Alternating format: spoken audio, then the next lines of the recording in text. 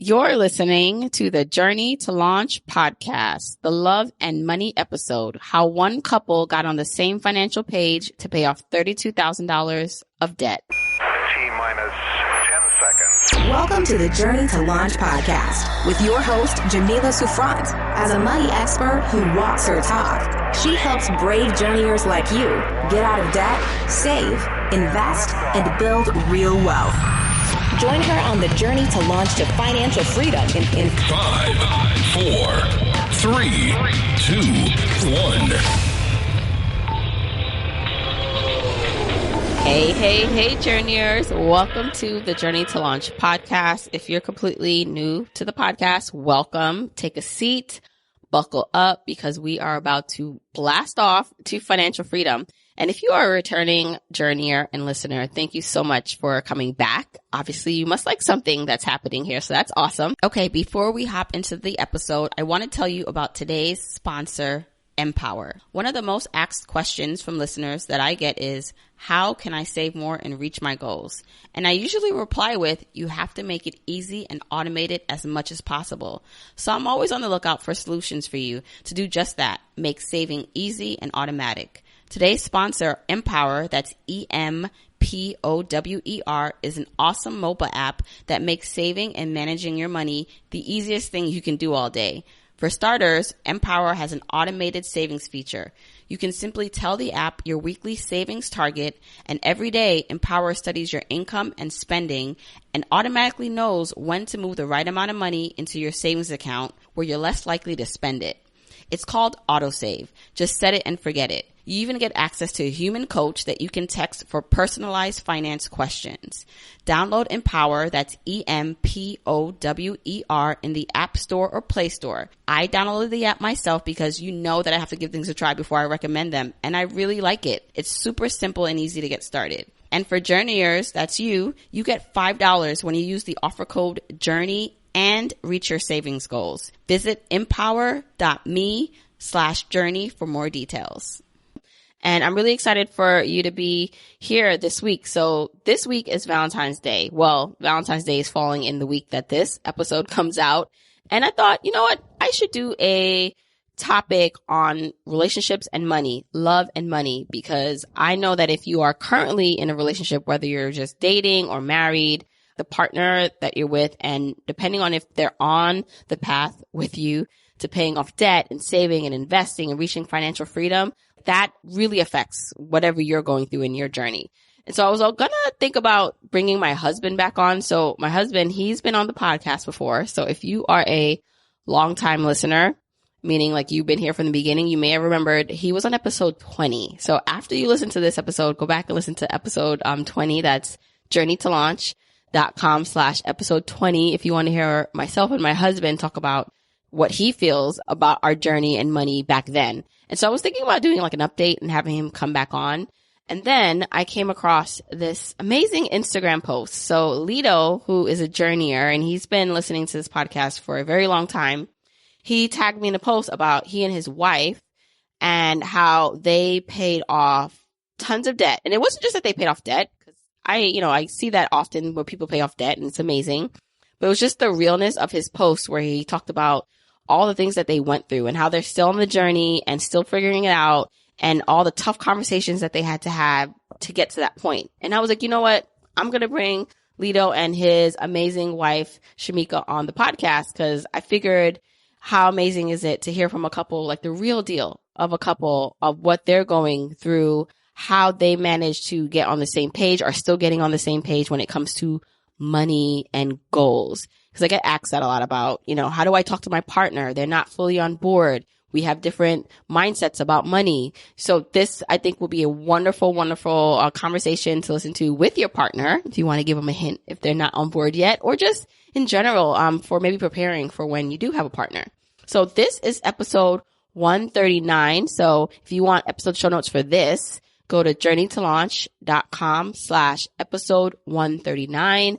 I'm really excited to have you listen in on this conversation. And, I'm really laid back interviewer. So I always tell my guests, just be yourselves. And so that's what this is. It's just a real conversation between myself and a couple who really got vulnerable and shared their struggles and accomplishments on their journey to financial freedom. Now, if you are digging this episode, let us know. Tag me at Journey to Launch. Give some comments, what you loved about it, your biggest takeaway. Share it with your family and friends. And of course, if you want to listen to this with your partner, that's even better. Now, of course, if you're listening to this in Apple Podcasts, that's that purple app on your phone, you can rate, review, and subscribe so that you don't miss an episode. And then, of course, if you listen to it anywhere else, that's fine too. You can subscribe wherever you listen so you'll miss an episode. And then just continue to tell your family and friends. Okay. Without further ado, let's hop into this amazing episode. Okay, Journeyers, I have a special treat. I think it's a special treat because I am talking to a couple who I met via basically Instagram, right? LeDo, you said I can call you LeDo, right? Yes, correct. LeDo and his wife, Shameka. And I just wanted to give a little background because I think it's important to kind of set the stage.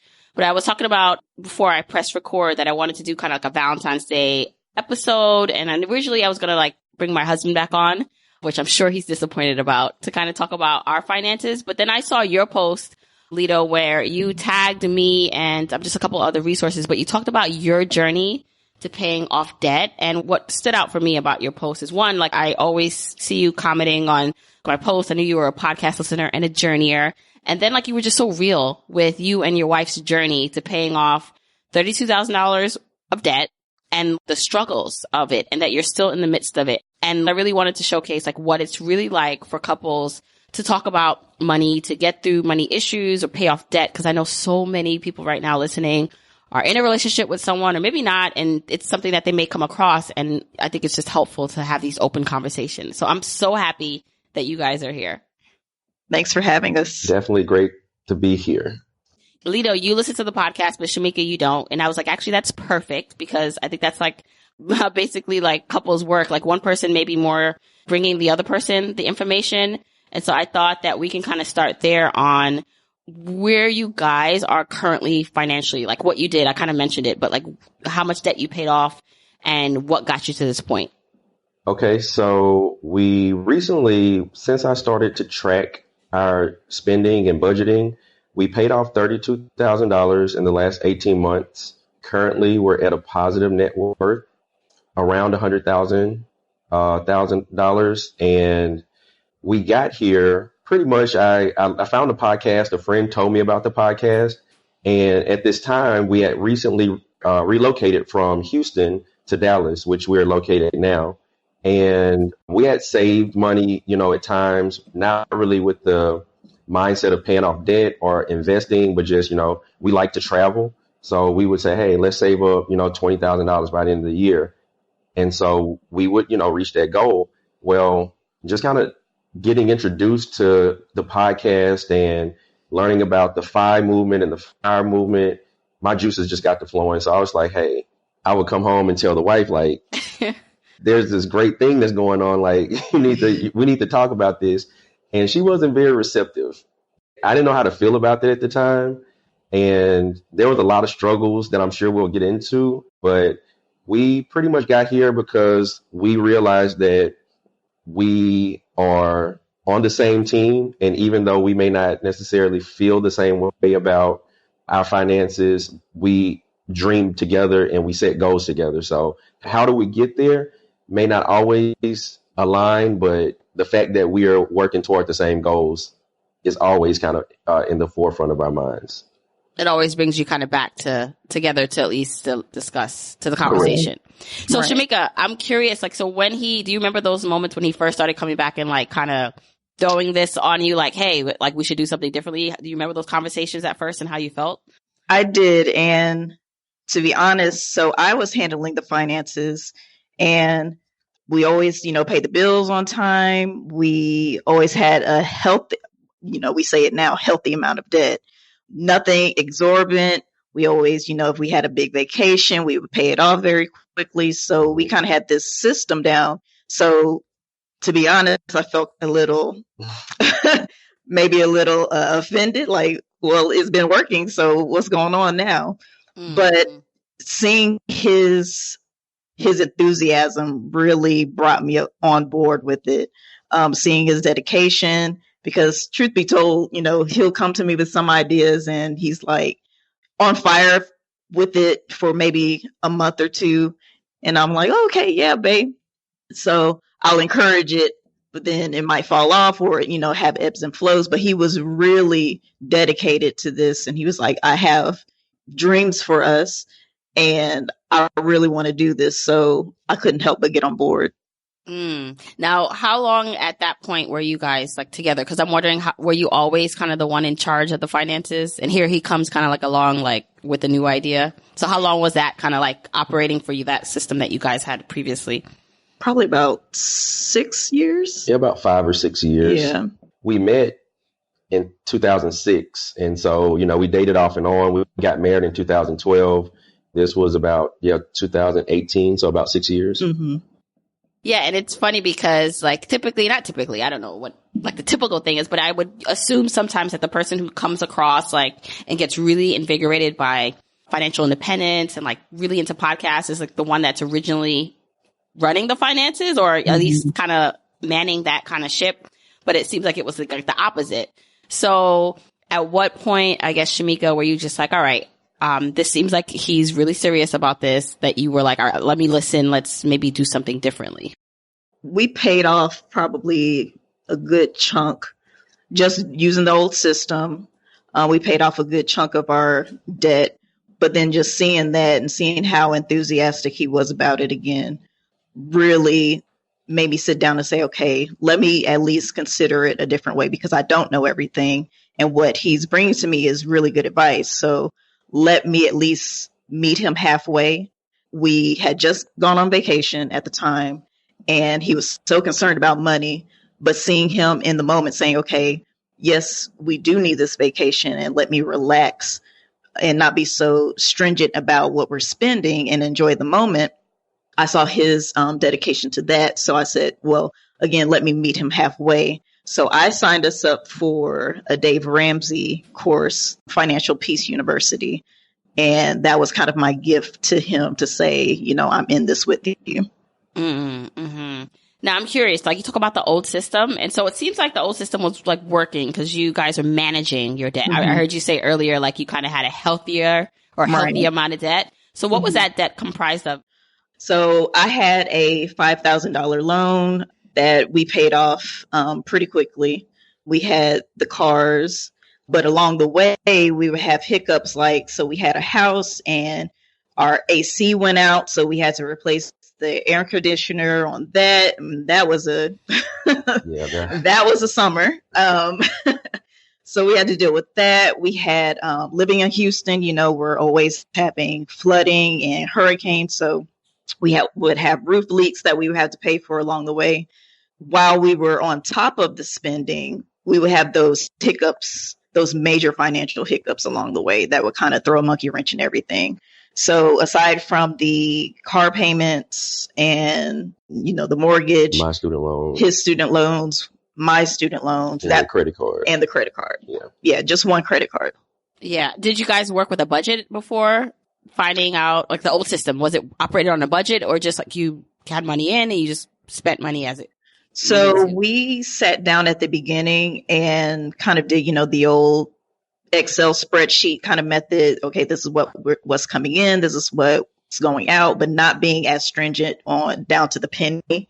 What was going out, you don't know about it, but I had. Oh, okay. Because I'm looking at her like, did we? We did. But like I said, we weren't meeting every week discussing it or anything. Definitely not. We just knew, okay, the money that we were bringing in, what money was allocated for bills and what we had left over as plate money. Yeah, because before we got married, I was living in Dallas. She was living in Houston. And so we had like this long distance relationship.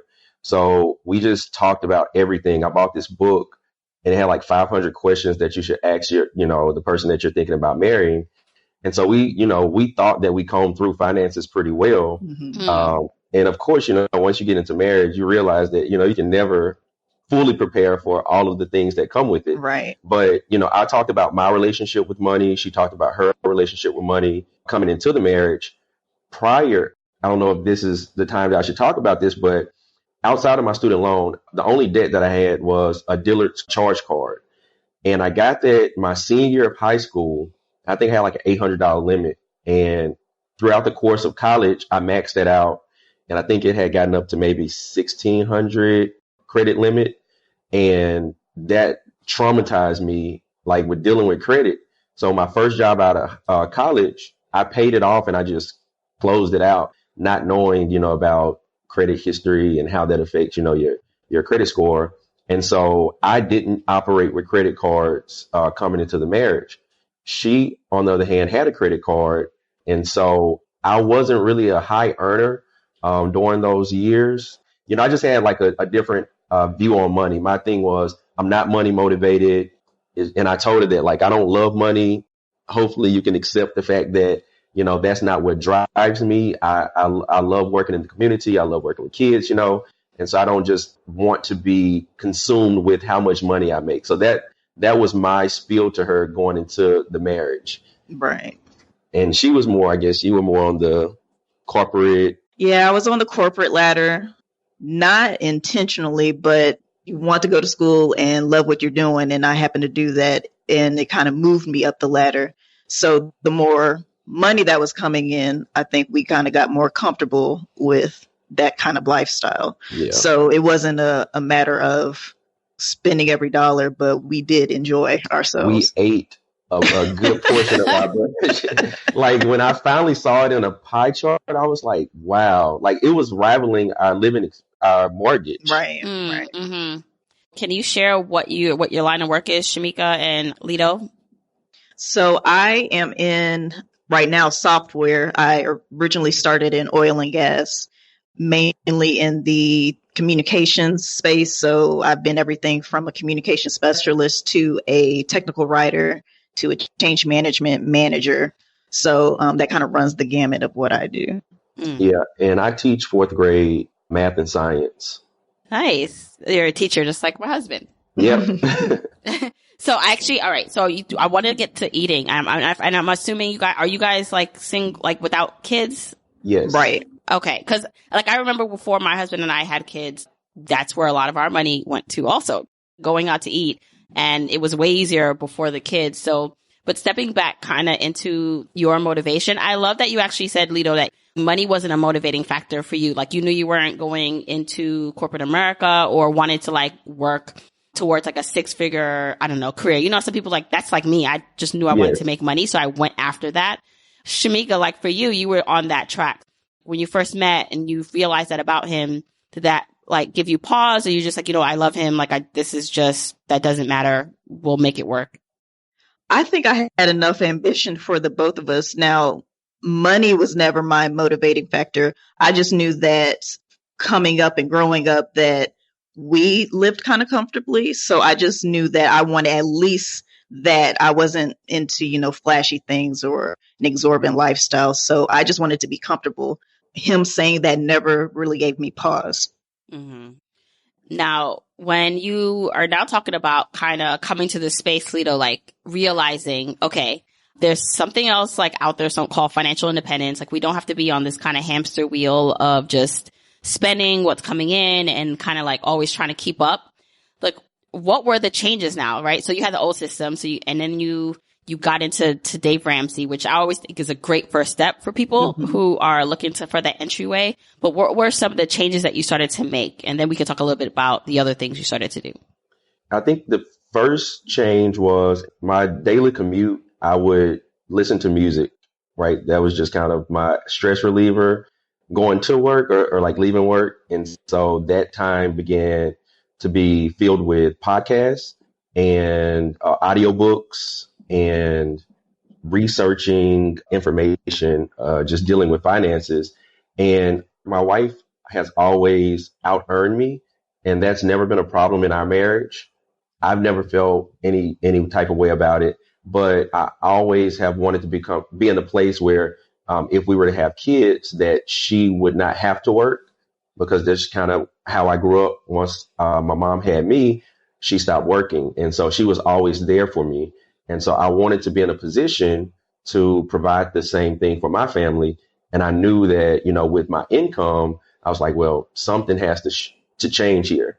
And so once I knew that, just being intentional about budgeting and saving and investing, that was a way that I could just make sure that my family was more secure in the future.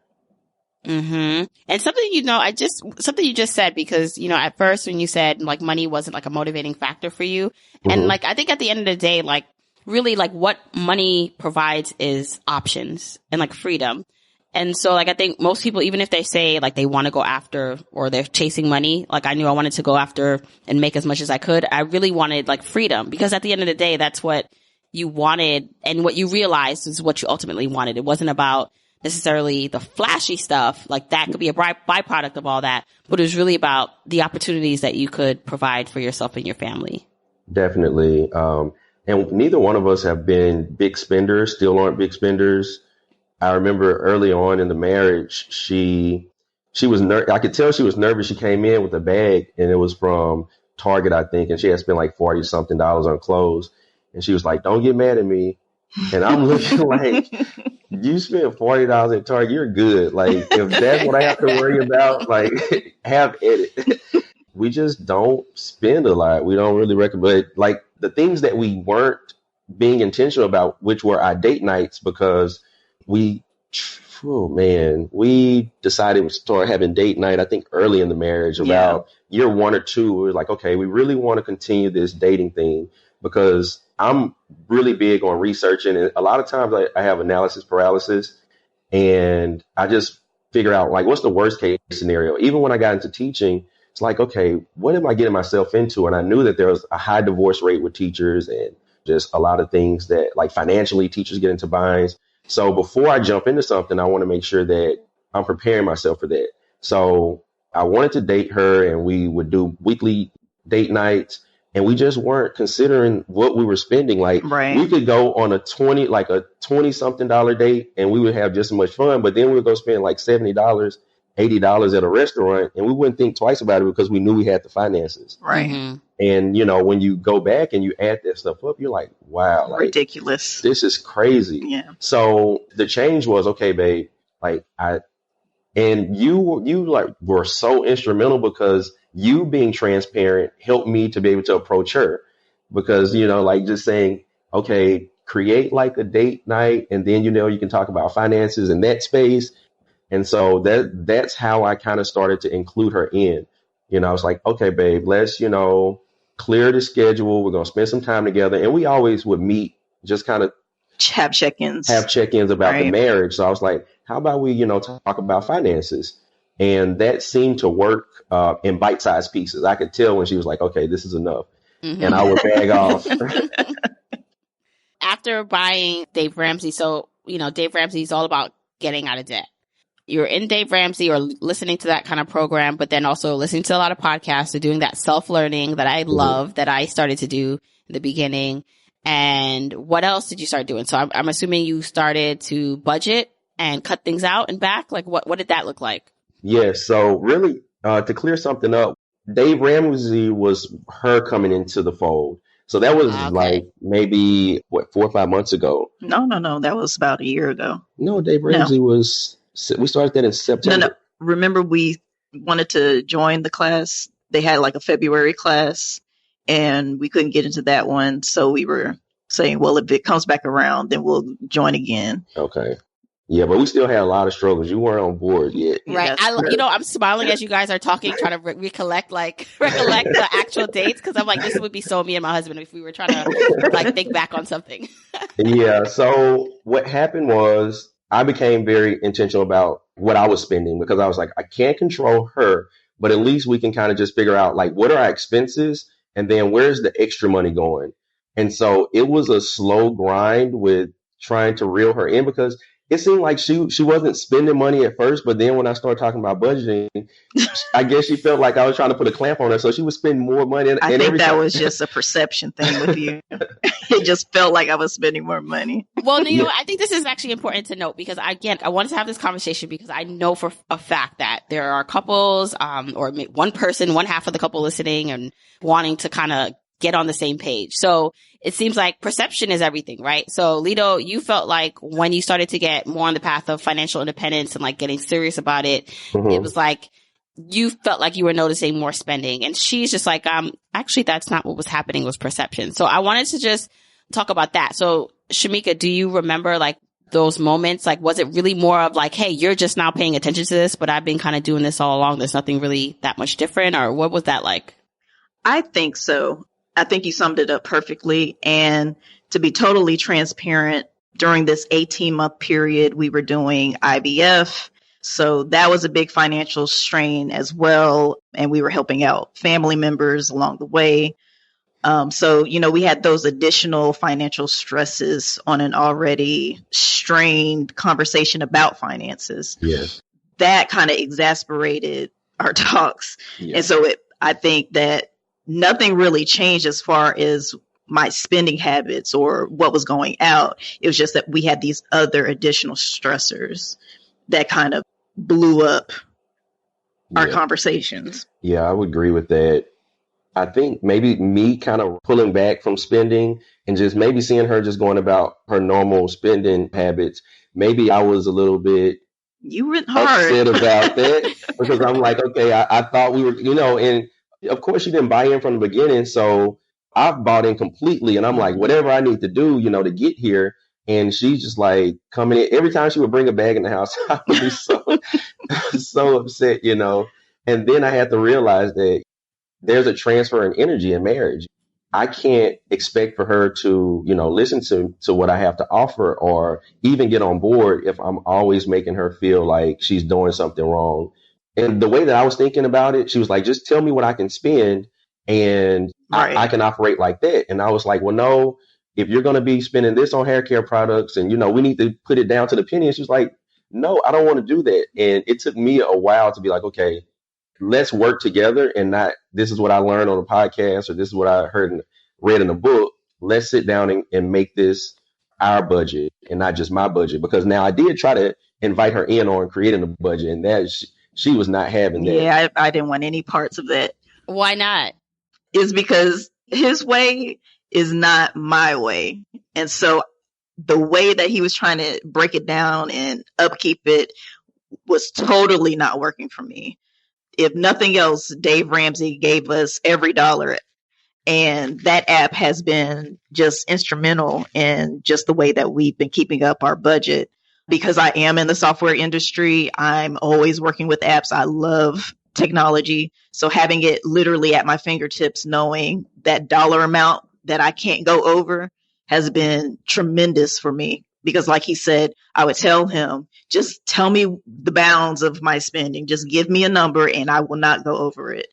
Whereas he wanted to break it down to the penny. And I think what this app has done is kind of melded those two things together. So he has his down to the penny, but I also have my just give me my number. Yeah. And I do want to just take a moment and talk about the concept of spending every dollar. So every dollar is, I know Dave Ramsey's like system and budgeting program. I like and use YNAB, and it's similar to that where, it's really making you allocate every dollar. And what I love about what you just said is that what you thought budgeting should be had different ways about going about it, methodologies. And then you did finally come to a place where you could agree upon an app or just a system that worked. And I think a lot of times like that could be like the biggest sticking point. Like they think they're so far apart on their goals or what they want. And it's really not that. It's just like the system. And sometimes like it does take trying different systems and again, like sitting down and like having like the difficult, annoying conversations until you get it right. But I love that you did come together and you actually saw like what was keeping you stuck or away from his method. Like you just didn't want to be so confined to it. And that's the thing too. So many couples, like one person wants to go all in, like I want to go hard. I want to like get rid of this debt tomorrow. And somebody else might be, well, I'm okay. I want to get rid of it, but like I'm not trying to sacrifice my life while doing it. Right. So it's like finding that happy medium. Yeah. And it was definitely that he went so hard and all in. And I had to kind of break it down in an analogy. Is like, look, I love sci-fi movies, but I don't expect you to come with me to see every single sci-fi movie. You may like, one or two that I drag you along with, but I don't expect you to love everything about it. So I kind of told him, like, share the great things that you're excited about with me, and I'll take the pieces and kind of digest it on my own, and we can come back together and kind of create our own system. So I think that's what's been happening over the past few months. Yeah. And so with that, you were able to pay off the $32,000 in 18 months. Right. Yes. And I'll say, I keep referencing that Dave Ramsey came like a year into this process, because I tried YNAB at first, because everything that you said, I was like, I'm on it. So I tried YNAB. I did it, like, I think it was like a 2-month free trial or something like that.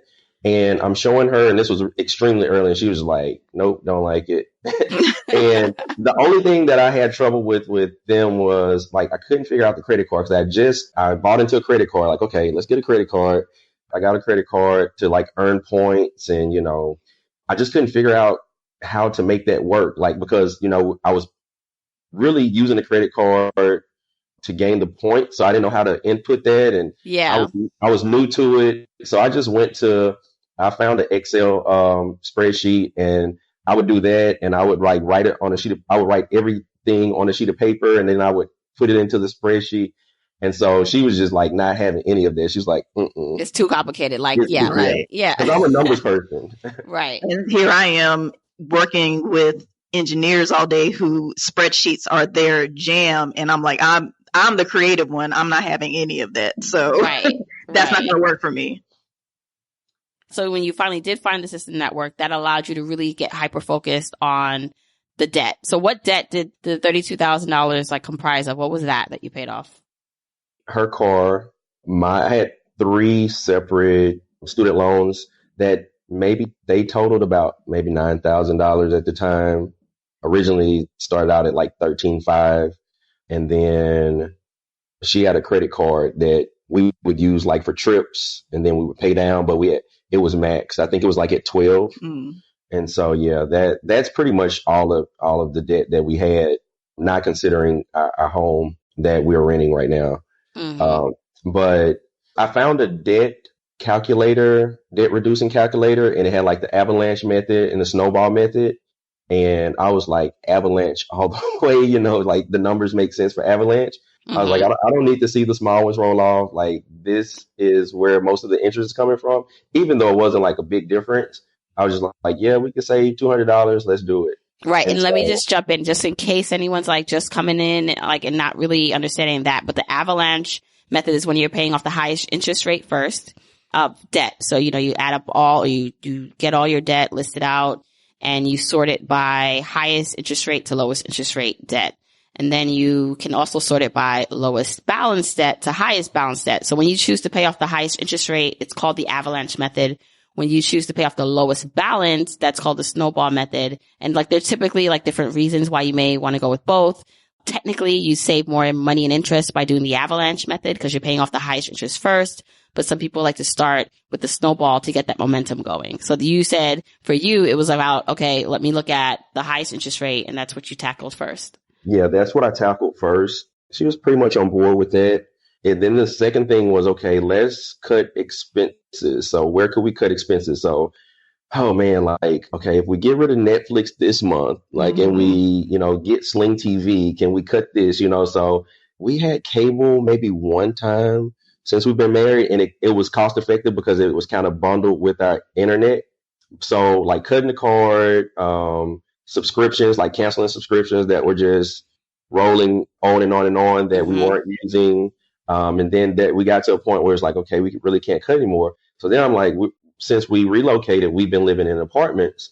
And so I knew leaving a home and like a house and then coming up here and living in apartments, I kind of allowed her to have her way at choosing the apartments, even though like the apartments that I lived in when I was single were way different from like what, but I'm like, I'm a married man should I'm live a married man.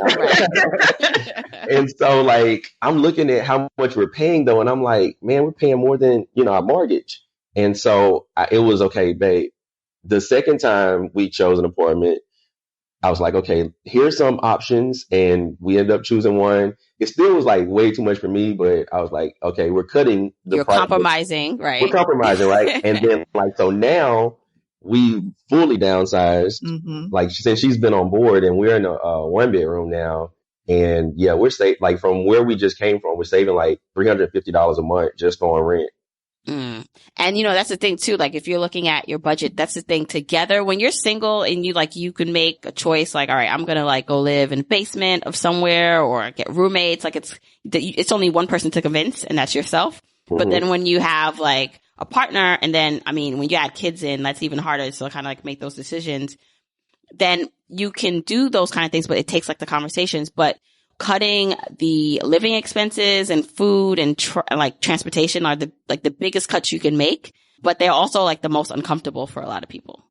True. And I came into the marriage with a car that I bought really a little bit after we first started dating, like 13, 14 years ago. My first car that I purchased it cash.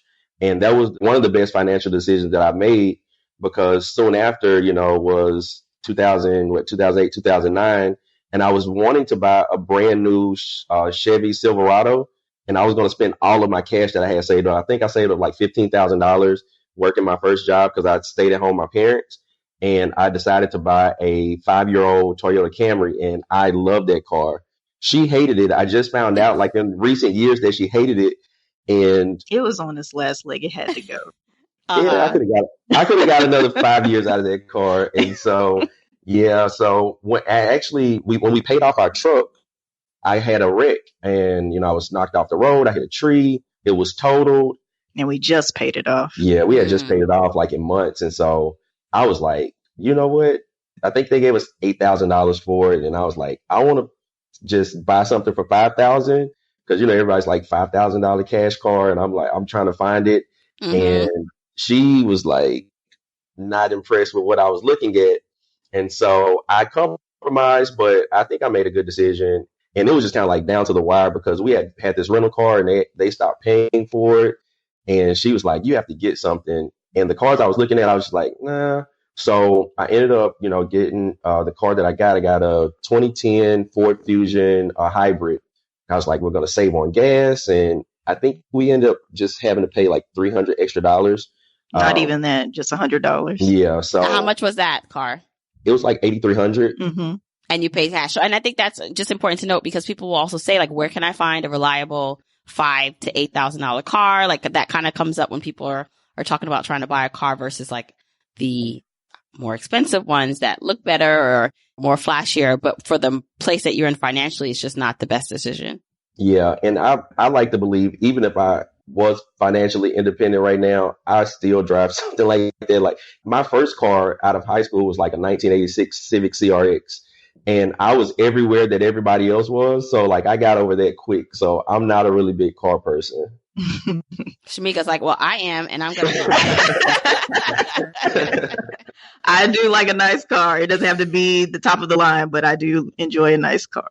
Well, and it's fine. I think, it's okay for people to have different wants and goals. I mean, if you think the same, that can work like really well. But I know, again, like for myself and my husband, like I don't care. When I was in my 20s, I cared about my car. So I spent a lot of money and got a luxury car. And now I don't care as much. I know my husband, though, cares. So I always say I want to like get him, like if we get to that point where we have enough money, I'd love to like get him a nice car again because I know he cares about that. Right. And I think it's okay to have a difference of wants and dreams and opinions as long as like you can come together and do what's best for the right now. Right. Like right now, it would not make sense for us to get a luxury car. Like we can't afford that. But if we could, why not kind of feeling? Definitely. And the IVF situation has really been like a really big point in our marriage. Like I think we've been trying now for about 7 years. Yeah, 7 years. And we were one of the first out of like my circle of friends because I have like a lot of close friends. And we were one of the first couples to get married. And so a lot of our friends got married after us and they're having kids now. And that's, been hard with us.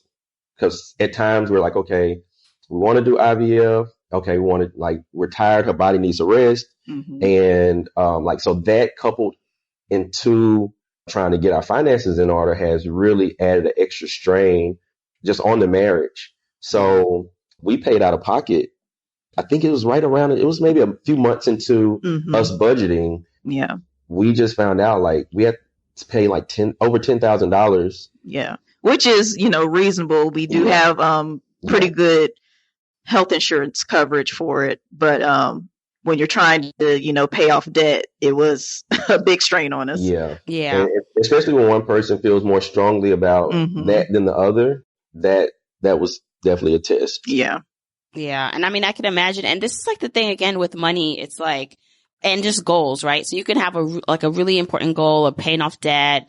But then there's these life goals that supersede any of that sometimes, where it's like, no matter how much it does cost, like it's that important to you. Like it's not about the money anymore. Right. So, all right. I'm loving this conversation. I really hope that it's bringing a lot of insight to people who are wanting to have this conversation, or maybe there's some couples listening. Let's just say there's a person listening and they want to be able to talk to their spouse or partner about money. Like they're like, you know what? I would like to get more serious about this journey. I just don't know, because maybe they don't think their partner is going to be receptive.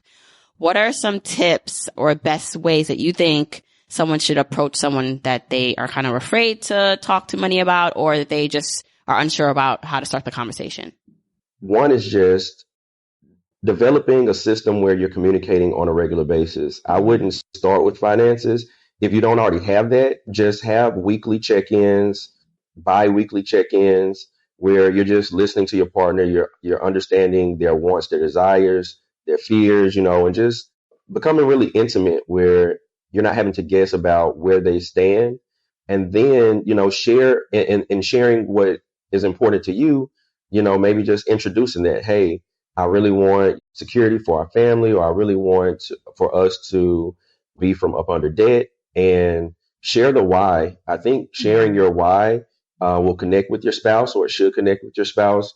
And then you can build from there, because if there's love there and if there's a genuine respect for each other, then I would do anything for my wife. And so even if it meant not being able to retire in our 50s, then so be it, because she's more important to me than any financial goals. And so I think maybe approaching it from that standpoint, as opposed to, this is something I think you need to get on board with because what we're doing right now isn't really working. I think just coming from it from an aspect of trying to deepen the intimacy and understanding of one another inside the relationship.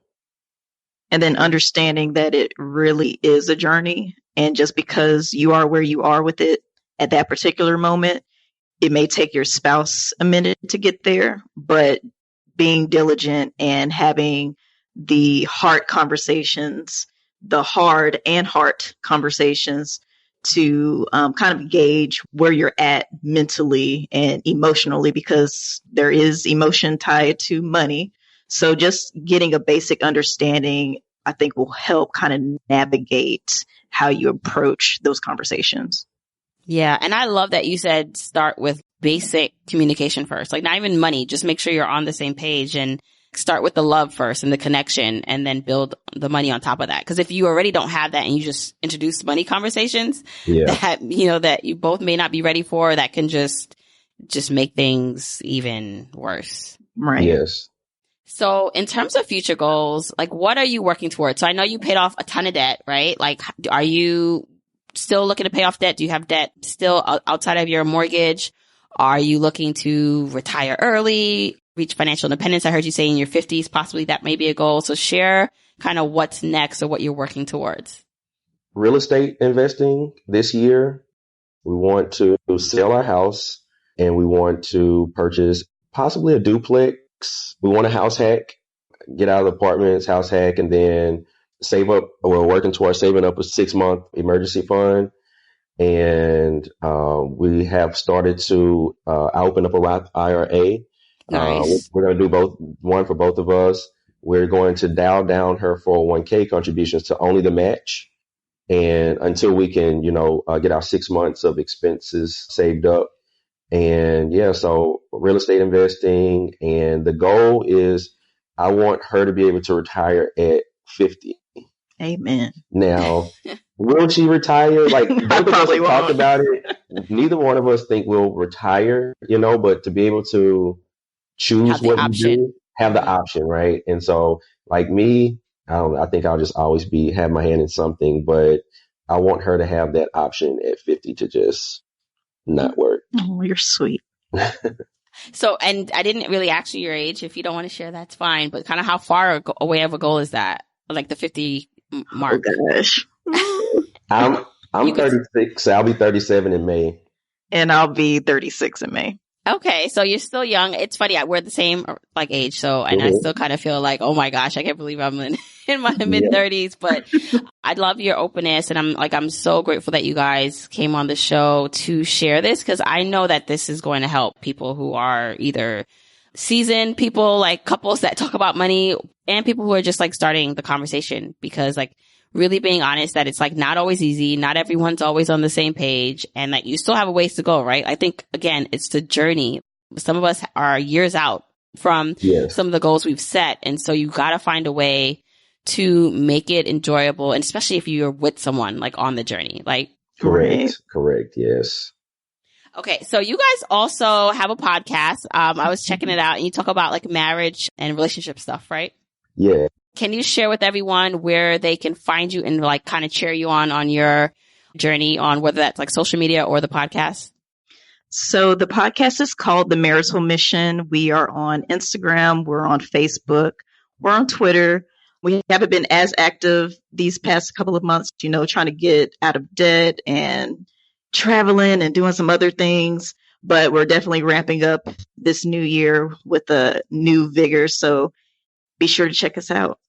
Yeah, and I will tag all that. I'll get all that information from you guys and put it in the episode show notes. Thank you. Well, you can listen to podcast wherever you can listen to podcasts. We're there. Yeah. Awesome. Thanks so much again, LeDo and Shameka, for coming on and being so open about your journey. And I wish you much, much success. Thank you so much. Thank you. Okay, I really hope you enjoyed that conversation with LeDo and Shameka. I'm so happy that they were able to share their story, and I hope it helps you. So if you are in a relationship with someone that you want to be able to kind of speak more openly about money, or get on the same page, or just reaffirm your goals together, this is a great episode to listen to together. Hopefully this will also help you maybe think of ways in which you can approach the conversation. Again, if you want the episode show notes for this, go to journeytolaunch.com/episode 139. This is episode 139. And then as always, if you enjoyed this episode, share it with me. Tag me on social media. I'm at Journey to Launch on Instagram, Twitter, and Facebook. Share it with your family and friends and tag me. Let me know what you thought of it. Also, if you are listening to this podcast, wherever you listen to, really, just make sure you're subscribed so you don't miss a thing. You can listen to this podcast really anywhere. So if you have an Apple phone, you can listen on Apple Podcasts. That's that purple app on your phone. And you can also listen on your Android phone. You can listen in Spotify, on YouTube, literally anywhere. Just go to journeytolaunch.com/podcast and you'll be able to find where you can listen to the Journey to Launch podcast. All right. So until next week, keep on journeying, journeyers.